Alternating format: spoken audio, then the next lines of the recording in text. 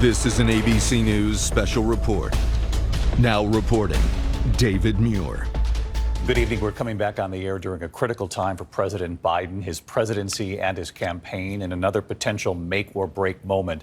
The president is about to hold his first full news conference in 8 months amid growing pressure from some members within his own party to withdraw from the race against Donald Trump.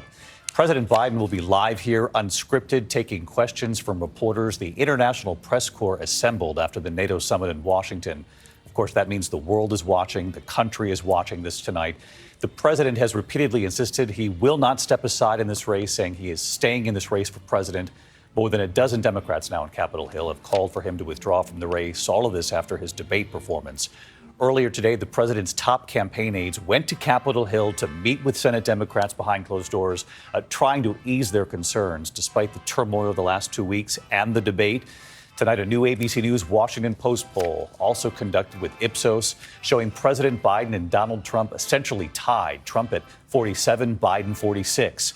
The poll also shows Vice President Kamala Harris doing slightly better in a hypothetical matchup against Trump, Harris 49, Trump 46.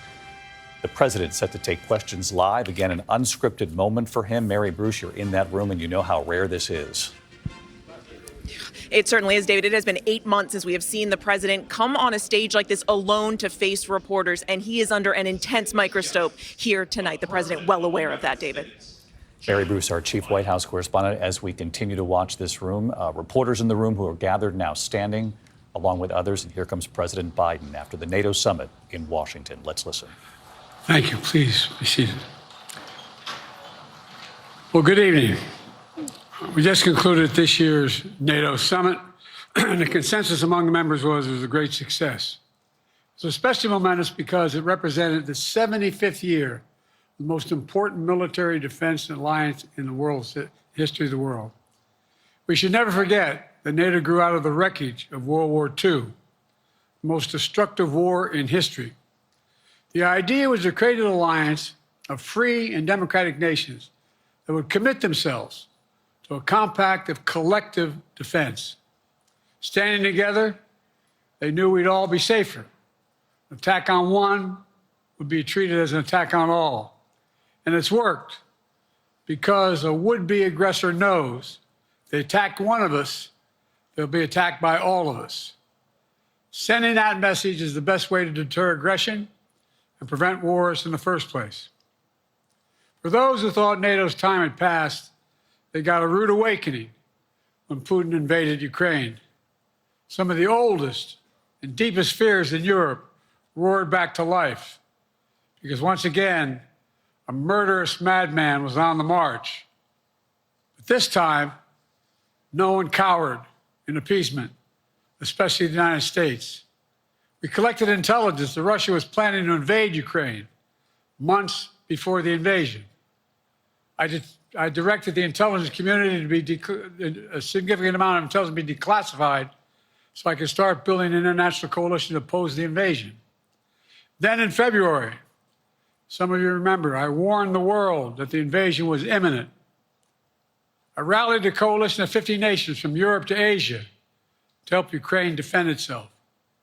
Many foreign policy experts thought as Putin amassed Russian forces just 100 miles north of Kyiv, the capital of Ukraine, but Putin thought it was the mother home of Russia. The capital would fall in less than a week. But the Ukrainian people, backed by a coalition to help build, stopped them. Today, Kyiv still stands, and NATO stands stronger than it has ever been. During the week of this summit, several heads of states made it a point in their statements to thank the United States and to thank me personally for all that NATO has achieved. NATO is not only stronger, NATO is bigger because we led the charge to bring in Finland and Sweden into the alliance, and it makes a gigantic difference. Excuse me. Meanwhile, my predecessor has made it clear he has no commitment to NATO. He's made it clear that he would feel no obligation to honor Article 5. He's already told Putin, and I quote, "Do whatever the hell you want." In fact, the day after Putin invaded Ukraine, here's what he said. It was genius. It was wonderful. Some of you forgot that, but that's exactly what he said. But I made it clear, a strong NATO is essential to American security. And I believe the obligation of Article 5 is sacred. And I would remind all Americans, Article 5 is invoked only once in NATO's long history, and that was to defend America after 9/11. I made it clear that I will not bow down to Putin. I will not walk away from Ukraine. I will keep NATO strong. That's exactly what we did, and exactly what we'll continue to do. Now, the future of American policy is up to the American people. This is much more than a political question. It's more than that. It's a national security issue. Don't reduce this to the usual testament that people talk about, issues of being a political campaign. It's far too important. It's about the world we live in for decades to come. Every American must ask herself or himself, is the world safer with NATO? Are you safer? Is your family safer? I believe the American people know the answer to all those questions is yes. And I believe the American people understand that America is stronger because of our alliances. I believe the American consensus from Truman to Reagan to me still holds today. America cannot retreat from the world. We must lead the world. We're an indispensable nation, as Madeleine Albright wrote. Now let me turn to three other key issues. Just this morning, we had a great economic report showing inflation is down. Overall prices fell last month. Core inflation is the lowest it's been in 3 years. Prices are falling for cars, appliances, and airfares. Grocery prices have fallen since the start of the year. We're going to keep working to take down corporate greed to bring those prices down further. Meanwhile, Trump's calling for a 10% tariff on everything Americans buy, including food from overseas, vegetables, and other necessities. And economists tell us that that would cost the average American working family another $2,500 a year. It's a tax of $2,500 a year. Second, our efforts to secure the border, southern border, is working. After Trump killed the bipartisan effort to secure the border, Republicans and Democrats had worked on, because he thought it would benefit me and make him a loser, Republicans walked away. So I took executive action last month. As a consequence, working with Mexico, border encounters have gone down over 50%. The current level is lower today than when Trump left office. Third, for months, the United States has been working to secure a ceasefire in Gaza, to bring the hostages home, to create a path for peace and stability in the Middle East. 6 weeks ago, I laid out a detailed plan in writing. It was endorsed by the UN Security Council, the G7. That framework is now agreed on by both Israel and Hamas. So I sent my team to the region to hammer out the details. These are difficult, complex issues. There's still gaps to close. We're making progress. The trend is positive, and I'm determined to get this deal done and bring an end to this war, which should end now. Let me conclude where I began. We're the United States of America. We are the indispensable nation. Our leadership matters. Our partnerships matter. This moment matters. We must rise to meet it. With that, I'll take your questions. I've been given a list of people to call on here. Reuters, Jeff Mason.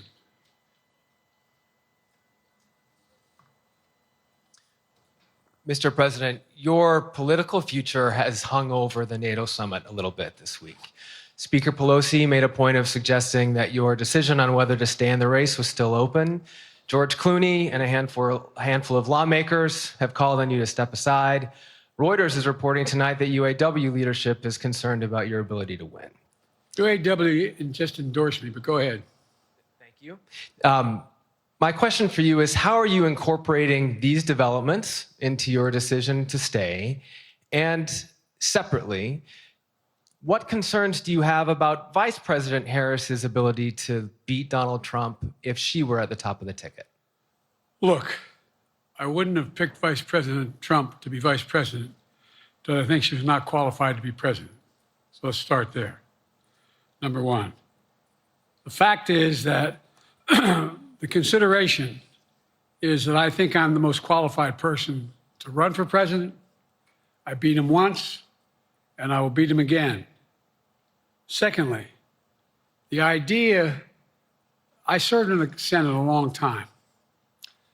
The idea that senators and congressmen running for office worry about the ticket is not unusual. And I might add, there are at least 5 presidents running or incumbent presidents who had lower numbers than I have now, later in the campaign. So there's a long way to go in this campaign.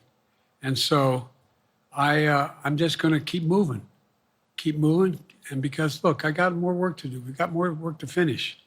There's so much, we made so much progress. Think about it. Think about where we are economically relative to the rest of the world. Name me a world leader who wouldn't want to trade places with our economy. We've created over 800,000 manufacturing jobs, 1.5 million, so things are moving. We got more to go. Working class people still need help. Corporate greed is still at large. The prices, the corporate profits have doubled since the pandemic. They're coming down, and so I'm optimistic about where things are going. Danny Kemp, AFP. Thanks. Thank you, Mr. President. I wanted to ask you about you mixed up Presidents Zelensky and Putin earlier today. And you now have sort of your key allies, including the British Prime Minister, the President of France, the German Chancellor having to step in and make excuses for you on that. Officials here are saying off the record that your decline has become noticeable. Hasn't this now, frankly, become damaging for America's standing in the world? Thank you. Did you see any damage to our standing in my leading this conference? Have you seen a more successful conference? What do you think? And the Putin piece, I was talking about Putin, and I said, and now, at the very end, I said, Putin. I said, oh, no, I'm sorry, Zelensky. And then I added 5 other names. Look, guys, the idea anybody suggests that we haven't had an incredibly successful conference. How many times did you hear in that conference, I know it sounds too self-serving, but other leaders, heads of state, in thanking me, saying the reason we're together is because of Biden, because Biden did the following. Look, folks, this is, well, anyway, I thought it was the most successful conference I've attended in a long time, and find me a world leader who didn't think it was. Next one, Nancy Cordes, CBS.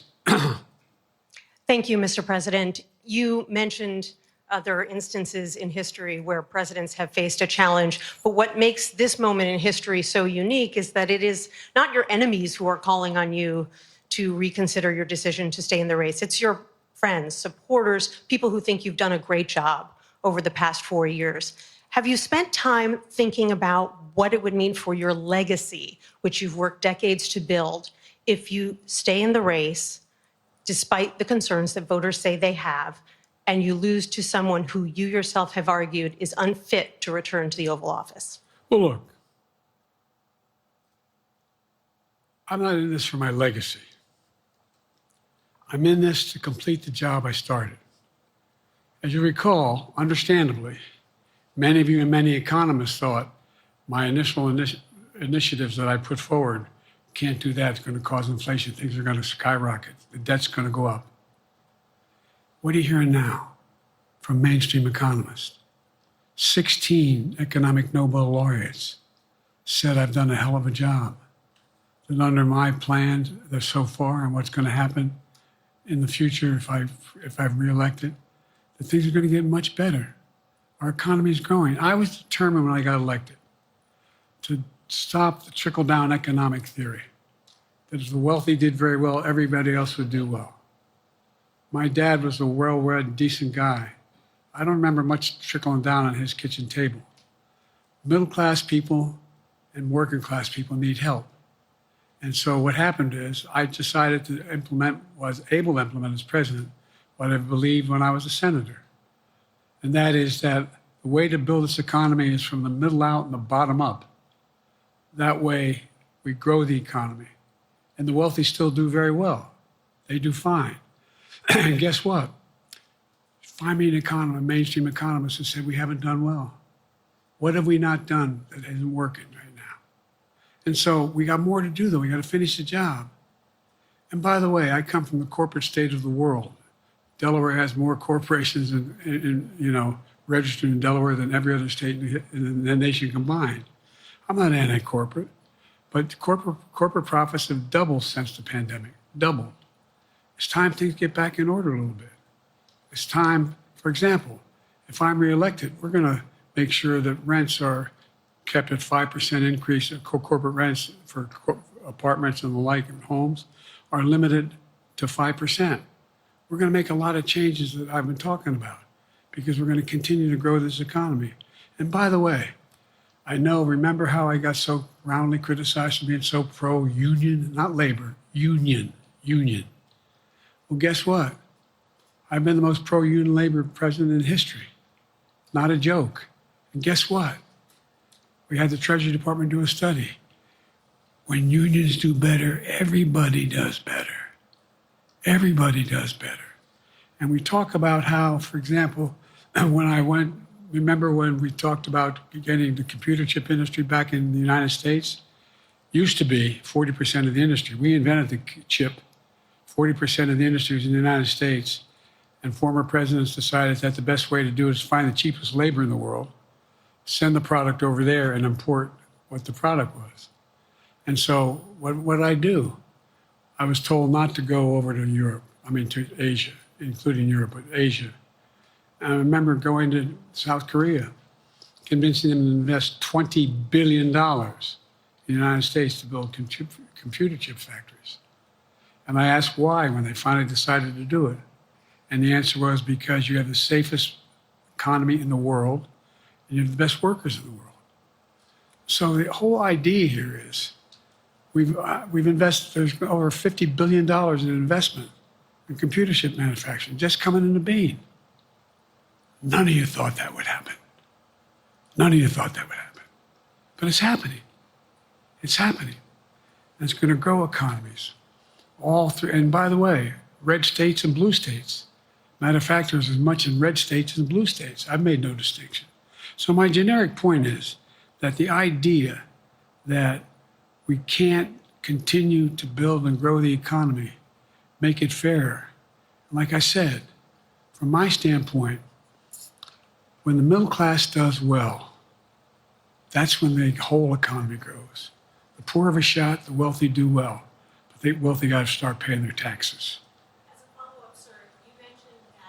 Your Vice President Kamala Harris would be ready to serve on day one. Can you elaborate on that? What is it about her attributes and her accomplishments over the last 4 years that make her ready to serve on day one if necessary? First of all, the way she's handled the issue of freedom of women's bodies to have control over their bodies. Secondly, her ability to handle almost any issue on the board.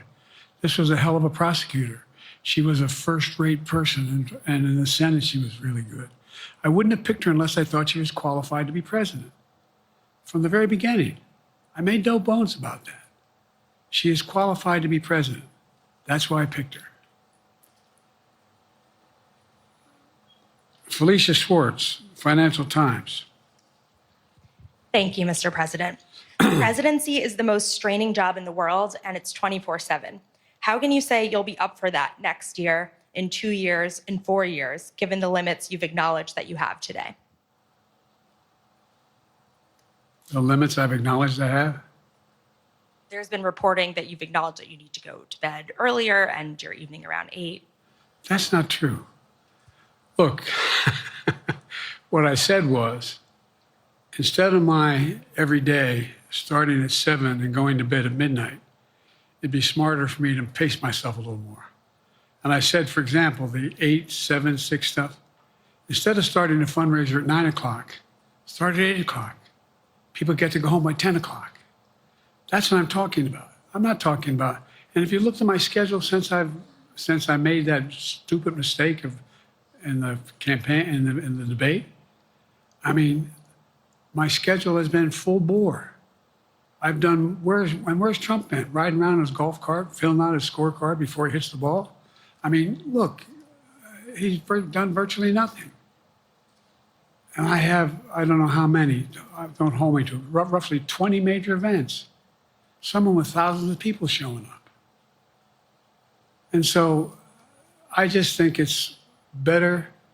I always have an inclination, whether I was playing sports or doing politics, just to keep going, not stop. I just got to just pace myself a little more. Pace myself. And the next debate, I'm not going to be traveling into 15 time zones a week before. Anyway, that's what it was about. That's what it was about. And by the way, even with that, I love my staff, but they add things all the time. At the very end, I'm catching hell from my wife for that. Anyway, I'm sorry, Zeke Miller, Associated Press. Thank you, Mr. President. 2 questions for you. First, on the NATO summit, President Zelensky, in your meeting with him, he pressed you to lift your limitations on the Ukrainian use of American weapons, saying that, in his public remarks afterwards, saying that Ukraine cannot win the war unless those limitations are lifted. Are you reconsidering your position on that? And then secondly, following up on Felicia's question there, leaders of your own party have said that they're not worried about that debate. They're worried about the next bad night and the bad night after that. How can you reassure the American people that you are up to the task and that there won't be more bad nights at a debate stage or somewhere else? First thing about Zelensky asking for the ability to strike deep into Russia. We've allowed Zelensky to use American weapons in the near term, in the near or abroad, into Russia. Whether or not he should be attacked. For example, should Zelensky, he's not. If he had the capacity to strike Moscow, strike the Kremlin, would that make sense? It wouldn't. The question is, what's the best use of the weaponry he has, the weaponry we're getting to him? I've gotten a more long-range capacity, as well as defensive capacity. And so our military is where I'm following the advice of my commander-in-chief, the chief of staff of the military, as well as the Secretary of Defense and our intelligence people. And we're making a day-to-day basis on what they should and shouldn't go, how far they should go in. That's a logical thing to do. Second question related to Bad nights, sir. How can you reassure the American people that you won't have more bad nights, whether they be on a debate stage or on some matter of foreign policy? Well, I tell you what, the best way to assure them is the way I assure myself. And that is, am I getting the job done? Am I getting the job done? Can you name me somebody who's gotten more major piece of legislation passed in 3.5 years? I created 2,000 jobs just last week. So if I slow down, I can't get the job done. That's a sign that I shouldn't be doing it. But there's no indication of that yet. None. What do I got here?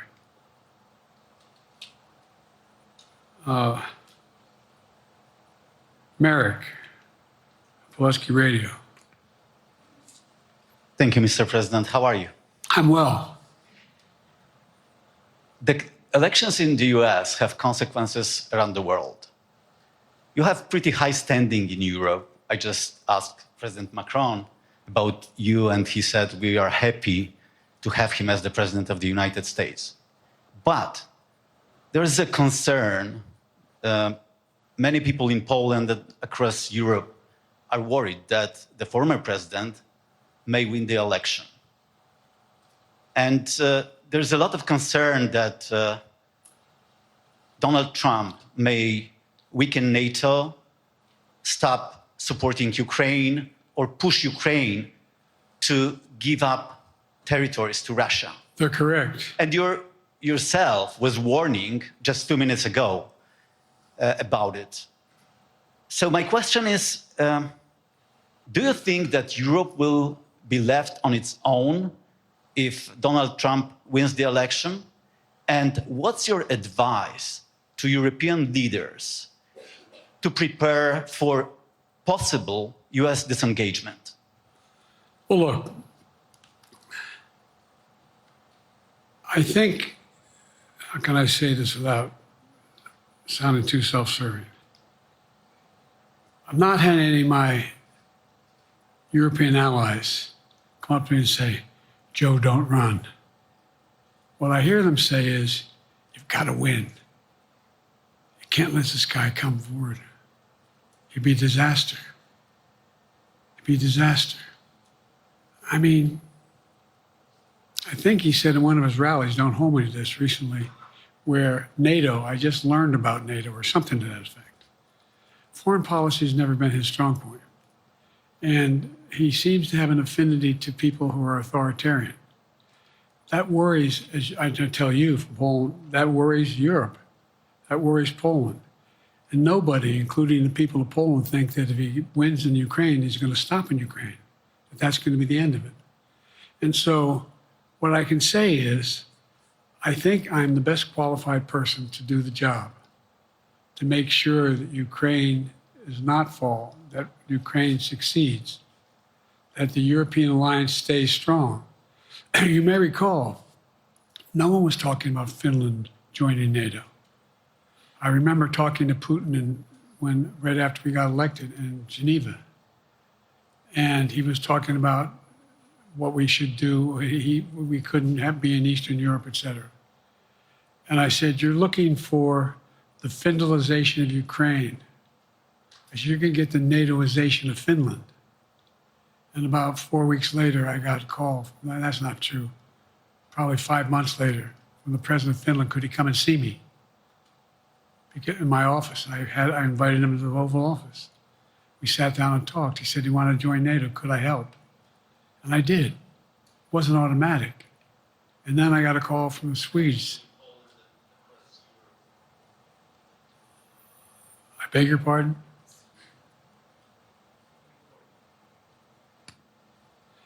And so Finland joined NATO, 800-mile border is a significant, and they were already allies, but they weren't part of NATO. And you heard, I think you heard, maybe, I can't recall whether he said it publicly in our closed meeting, but he wouldn't mind it being repeated. He said, we decided in Finland, the people of Finland decided they had to be part of NATO. It was in our interest because of the joint ability to be together, to dissuade any attack on Finland. And the same thing with Sweden. It took a lot of selling to some folks, particularly in Turkey and other places, to agree to the expansion. But it expanded. And we're a hell of a lot stronger because of it. We're more secure because of it. And by the way, I was able to get 50 other nations, 50, to support Ukraine. 50. We were able to bring about a coalition of Europe and Asia, Japan and South Korea. I just we talked about AUKUS, and we talked about the relationship between Australia, New Zealand, Japan, South Korea, the United States. We're making the world safer and stronger because we have to deal with the new arrangement that exists in the world. The Cold War is over. The post-war era is over. What is going to replace it? And I respectfully suggest I have a pretty good idea what that should be. I've convinced a lot of people to follow it. We're just going to get stronger. David Sanger. Where's it? Thank you, Mr. President. Be nice, David. Mr. President, the NATO declaration that was issued yesterday was very notable because it described China as a decisive enabler of the war in Ukraine for its provision of critical goods to the Russians. That's part of a broader partnership that seems to have cemented in place in the past 2 or 3 years. I think one that you were a little bit doubtful of when we asked you about it some time ago. So I'd be interested to know whether you have a strategy now of trying to interrupt the partnership between China and Russia, and whether or not in a second term you would pursue that, if you could describe that strategy to us. And along the way, could you also tell us whether you think, just to follow up on Felicia's question, that if you were in a room with Vladimir Putin again, the way you were 3 years ago, or with President Xi, that a few years from now you will be able to go negotiate with them, handle them one-on-one? Well, the first part of the question is, we discussed and I raised in the NATO summit, and others raised, the future of China's involvement, what they're going to do, what they're doing with Russia in terms of accommodating, facilitating. They're getting access to additional. They're not supplying weapons themselves. They're supplying mechanisms for them to be able to get weapons. And China's position is basically, and I've spent more time with Xi Jinping than any world leader has, over 90 hours since being vice president all the way through, for real. And by the way, I handed all my notes. But my point is that Xi believes that China is a large enough market that they can entice any country, including European countries, to invest there in return for commitments from Europe to do A, B, C, or D, or not to do certain things. What's happened is we had a long discussion about what we cannot, you have to make clear, China has to understand that if they are supplying Russia with information and capacity, along with working with North Korea and others to help Russia in armament, that they're not going to benefit economically as a consequence of that by getting the kind of investment they're looking for. And so, for example, we're in a situation where, and we've reestablished direct contact with China after that, remember the balloon, quote unquote, going down, all of a sudden things came to an end? Well, we set up a new mechanism. There's a direct line between Xi and me, and our military has direct access to one another, and they contact one another when we have problems.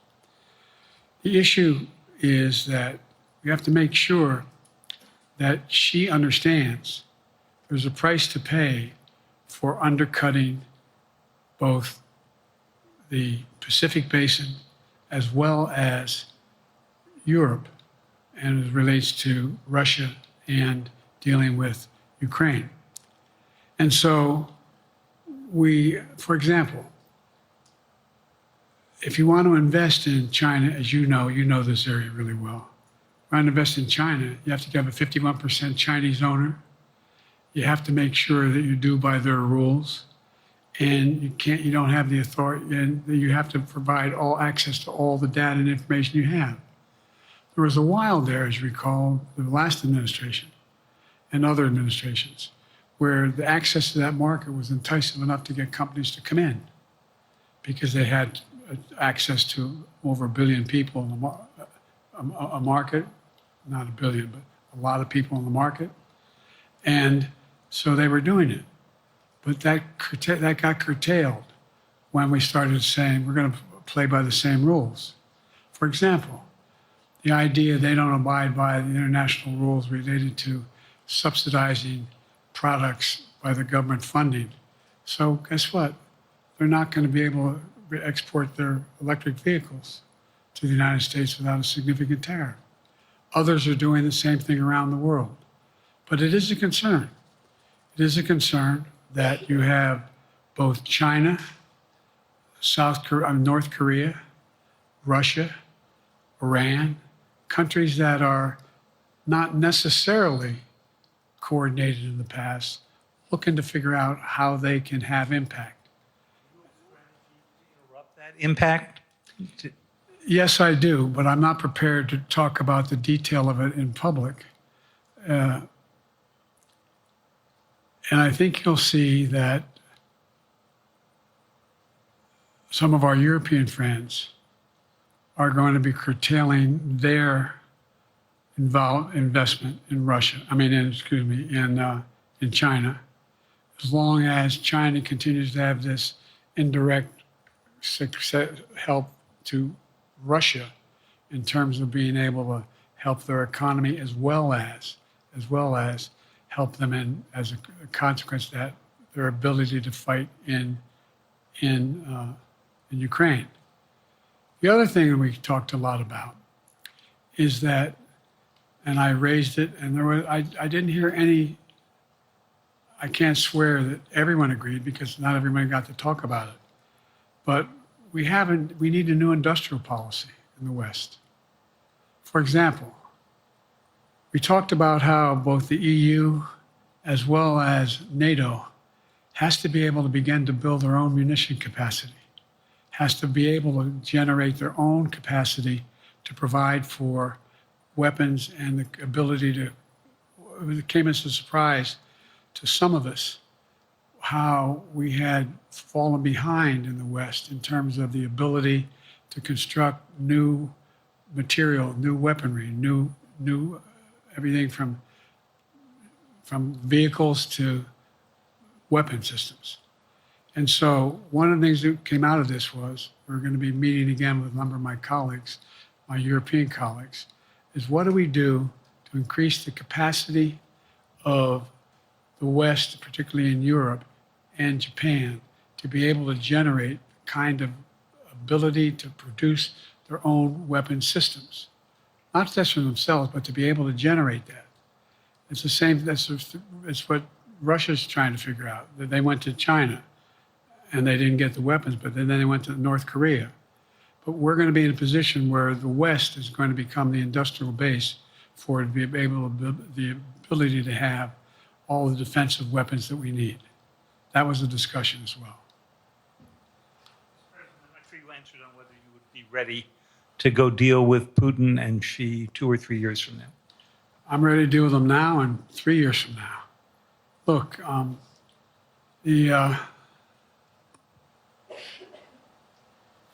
like I said, I'm dealing with Xi right now and direct contact with him. I have no good reason to talk to Putin right now. There's not much that he is prepared to do in terms of accommodating any change in his behavior. But there isn't any world leader I'm not prepared to deal with. But I understand the generic point is Putin ready to talk? I'm not ready to talk to Putin unless Putin's ready to change his behavior. And the idea, look, Putin's got a problem. First of all, in this war that he is supposedly have won, and by the way, I think, don't hold me to the exact number, but I think that Russia had 17.3% of Ukraine that they've conquered. Now it's 17.4. I mean, in terms of percentage of territory. They've not been very successful.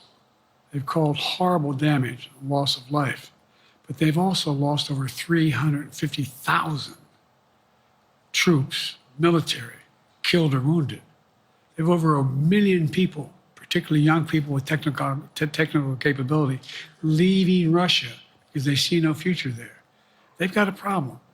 But what they do have control of is they are very good at controlling and running the public outcry that relates to how they use mechanisms to communicate with people. They lie like hell to the constituencies. They lie like hell about what's going on. And And so the idea that we're going to be able to fundamentally change Russia in the near term is not likely. But one thing for certain, if we allow Russia to succeed in Ukraine, they're not stopping in Ukraine. I recommend, I know you know this because you've written about it, read Putin's speech after they moved in, what it was all about in Kyiv. It wasn't about just, anyway, read what his objective is. And anyway, but so I think that I'm prepared to talk to any leader who wants to talk, including if Putin called me and wanted to talk. Last time I talked to Putin was trying to get him to work on an arms control agreement related to nuclear weapons in space. That didn't go very far. So my point is, I'm prepared to talk to anybody, but I don't see any inclination. There is an inclination on the part of the Chinese to keep in contact with me because they're not sure where this all goes. And look what's happened in Asia. We have strengthened the Asian Pacific area more than anyone else has. We just put together with, today I brought on, I asked our NATO allies that we bring on the group from the South Pacific, Australia, New Zealand, Japan, Australia. I already mentioned Australia. And I met twice now, I think, with the 14 leaders of the Pacific Island nations. And we've slowed down what's going on there. We've slowed down China's reach. But there's a lot of work to do. This is a moving target, and I don't take it lightly. Sam from NPR. Thank you, Mr. President. Asma Khalid with NPR. I have two questions. Earlier, you spoke about the ceasefire plan between Israel and Hamas. We're now looking at 10 months of war, and I'm curious if there's anything that you feel personally you wish you would have done differently over the course of the war. And then secondly, if I may, I wanted to ask you about your presidential campaign. I remember covering your campaign in 2020, and there was a moment where you referred to yourself as a, quote, bridge candidacy, a transition to a younger generation of leaders.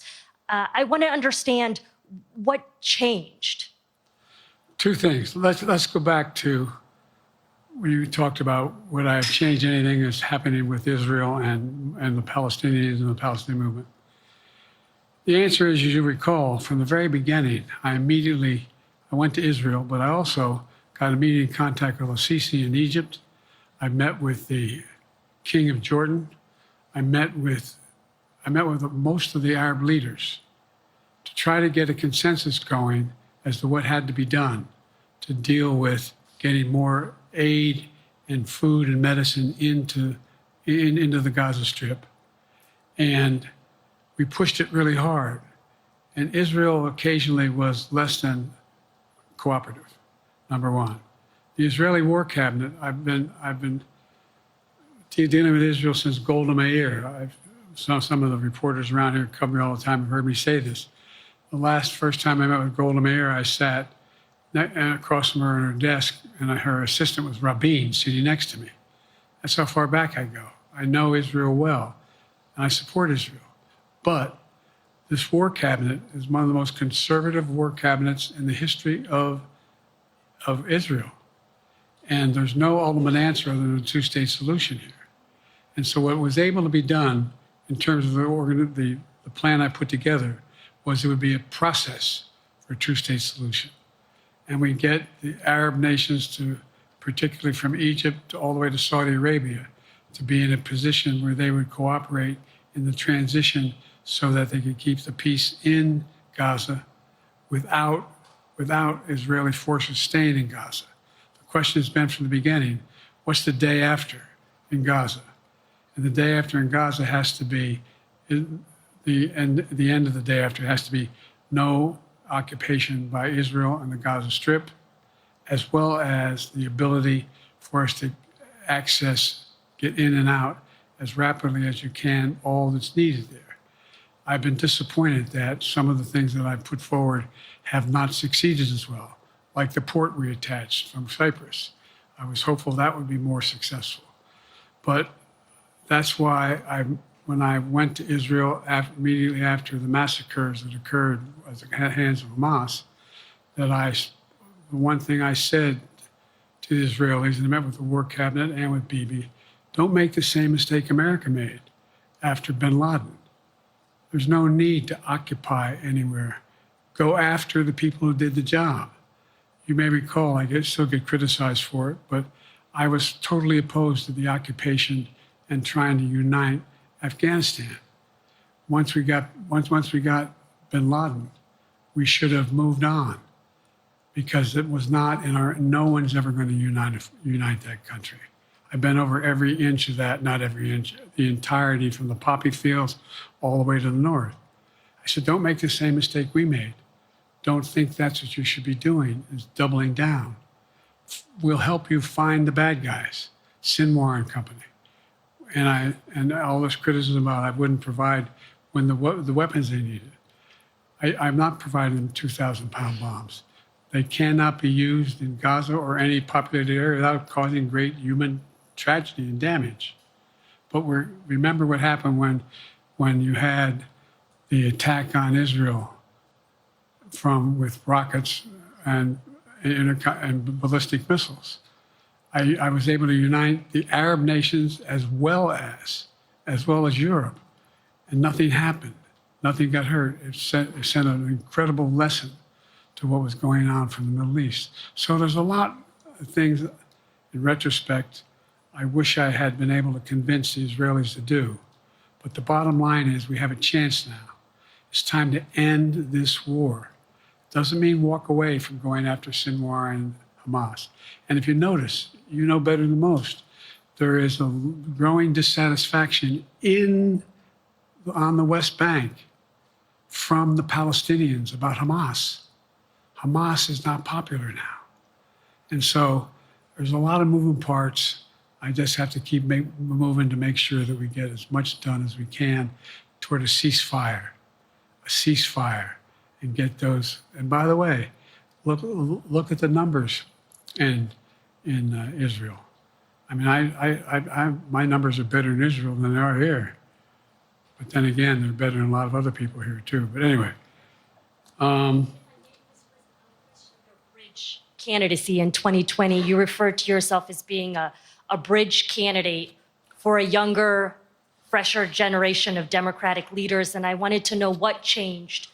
What changed was the gravity of the situation I inherited in terms of the economy, our foreign policy, and domestic division.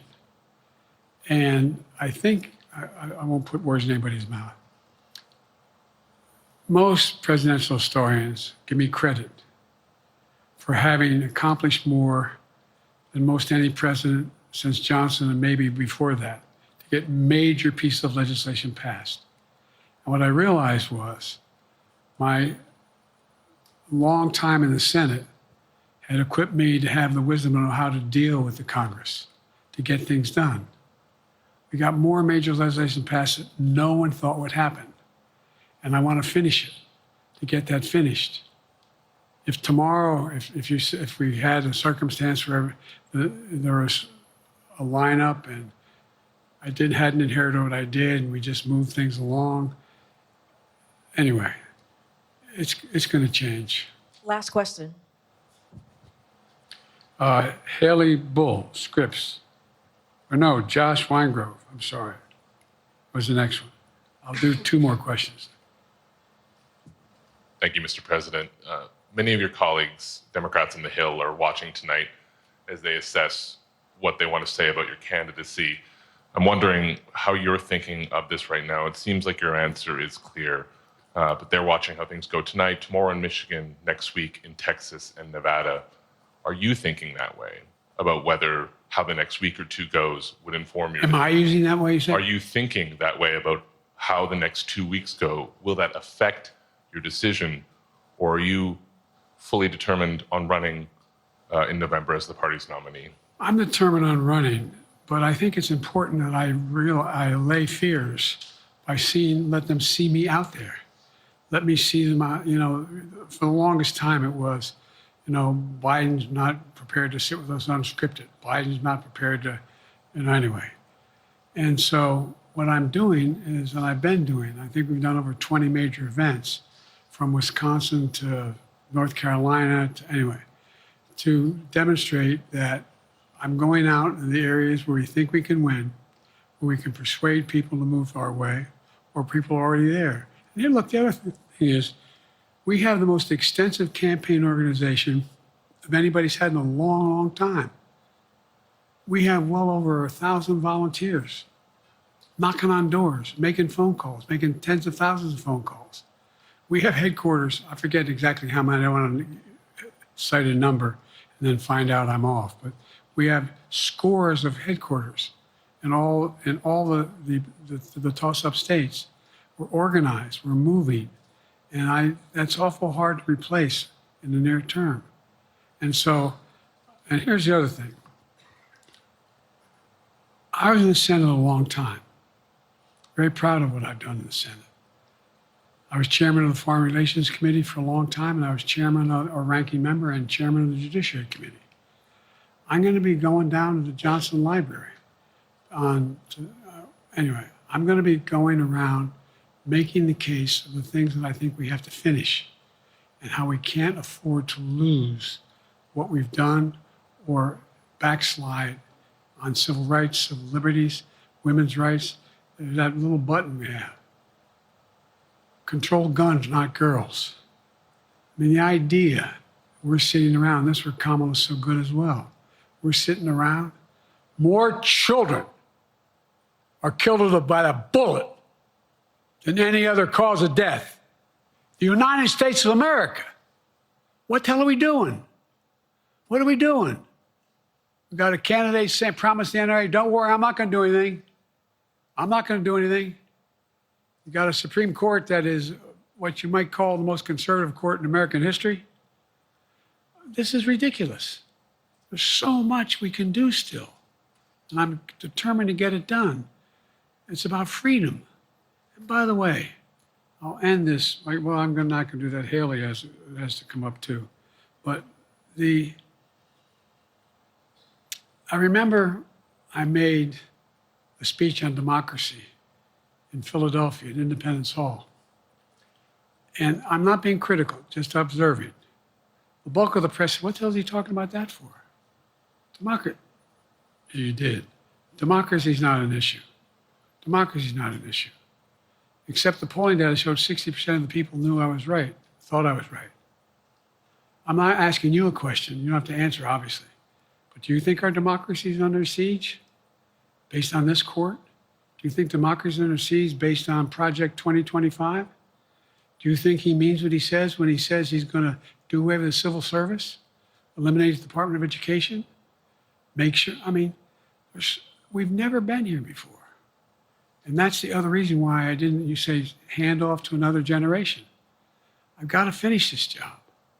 I've got to finish this job because there's so much at stake.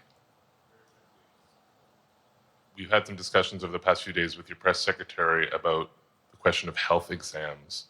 And you said you take a cognitive test every day in this job. Are you open to taking another physical or test before the election? Governor Whitmer of Michigan, for instance, said it wouldn't hurt to take a test. Well, look, two things. One, I've taken 3 significant and intense neurological exams by a neurologist. In each case, as recently as February. And they say I'm in good shape, okay? Although I do have a little problem with my left foot because it's not as sensitive because I broke my foot and didn't wear the boot. But I'm good. I'm tested every single day about my neurological capacity, the decisions I make every day. You talk to my staff, all of you talk to my staff. Sometimes my staff talks a lot. But the fact of the matter is, I don't think you have them telling you that all the major ideas we've undertaken haven't been in part initiated by me. I remember when the staff and I said, I'm going to go to South Korea, we're going to get the chip. What are you doing? I'm going to get Japan and Korea back together again after essentially having hostilities toward one another since the end of World War II. I'm going to move and see that we can expand it. You know, the only thing age does is help you with it, creates a little bit of wisdom if you pay attention. And so the point I'm making is, I think it's important that if the neurologist tells me he thinks I need another exam, and by the way, I've laid every bit of the record out. Hadn't hidden a thing. You ought to ask Trump for his, okay? I laid it all out. And every single day I'm surrounded by good docs. If they think there's a problem, I promise you, or even if they don't think it's a problem, they think I should have a neurological exam again, I'll do it. But no one's suggesting that to me now. And I'll ask you another question. No matter what I did, no one's going to be satisfied. Did you have 7 docs? Did you have 2? Who'd you have? Did you do this? How many times? So I am not opposed if my doctors tell me I should have another neurological exam, I'll do it. But that's where I am. Haley Bull, Scripps. Thank you, Mr. President. You said you're making decisions on a day-to-day basis when it comes to support for Ukraine. Does that mean you have not closed the door on further considering lifting restrictions for U.S.-made weapons inside Russia? And if I may, your convention is coming up where your delegates are pledged to make you the official nominee. If they have second thoughts, are they free to vote their conscience? Obviously, they're free to do whatever they want, but I got overwhelming support. Overwhelming support. I won, I forget how many votes I won in the primary. Overwhelming. And so tomorrow, if all of a sudden I show up at the convention, everybody says, we want somebody else, that's the democratic process. It's not going to happen. Even if that means they vote for someone else? Sure. Look, I'll end this with this. I served in the Senate a long time. I understand the impetus of candidates running for local office and whether they think the topic can help them or not. In my state of Delaware, which was a very, at least it was a red state when I started, in terms of where you now talk red and blue. I don't recall most of the Democratic presidents winning my state when I was a candidate. The truth of the matter is I understand the self-interest of a candidate. If they think that, running with Biden at the top is going to hurt them, then they're going to run away. I get it. But so far, go and look at the polling data in their states. Look at the in-depth, and by the way, I think you'd all acknowledge, and you're all experts. I'm not being solicitous about the president. You're experts on this stuff. How accurate does anybody think the polls are these days? I can give you a series of polls where you have likely voters, me versus Trump, where I win all the time. When the unlikely voters vote, he wins sometimes. The bottom line is all the polling data right now, which I think is premature because the campaign really hasn't even started. I mean, it hadn't started in earnest yet. Most of the time, it doesn't start till after September, after Labor Day. So a lot can happen. But I think I'm the best I believe I'm the best qualified to govern. And I think I'm the best qualified to win. But there are other people who could beat Trump too. But it's awful start from scratch. And, we talk about, money raised. We're not doing bad. We got about $220 million in the bank. We're doing well. So with that, you have any want to follow up on any of that you just asked me? Yes.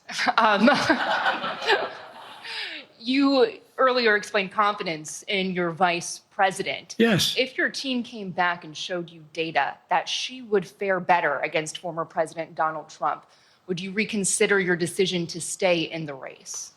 No, unless they came back and said, there's no way you can win. Me. No one's saying that. Okay. Thanks. This ends tonight's press conference. Thanks, everybody.